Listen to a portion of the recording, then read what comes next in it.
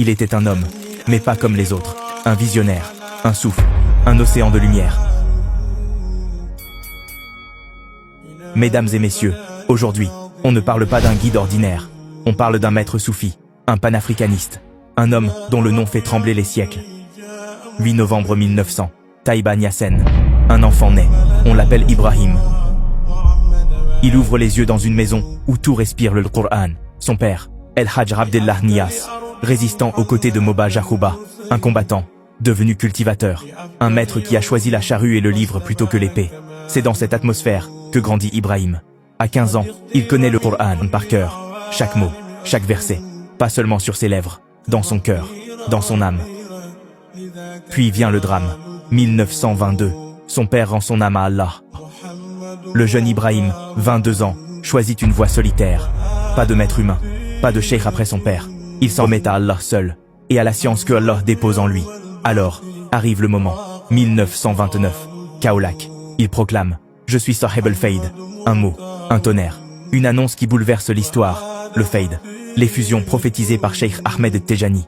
Un flot de lumière qui rend la Marifatullah accessible à tous, hommes, femmes, riches, pauvres, savants, ignorants, tous. Imaginez la scène, un disciple tremblant, illettré, qui s'assoit devant lui, quelques paroles, un dhikr, et soudain, les larmes coulent, le cœur brûle, la gnose est là, la proximité avec Allah, un miracle à portée de main.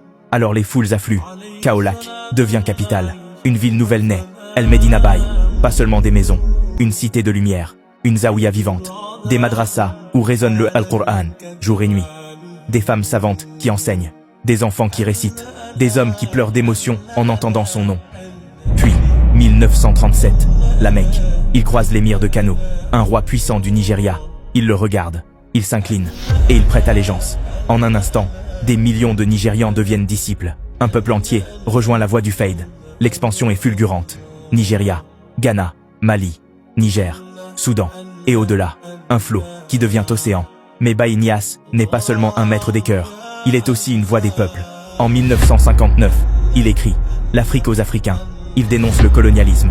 Il rappelle « La vraie liberté commence par le cœur. Un cœur libéré, c'est une nation libérée. » Ses alliés, Kwame Nkrumah, Jamal Abdel Nasser, le roi Faisal, président, roi, révolutionnaire. Tous viennent à lui, tous l'écoutent.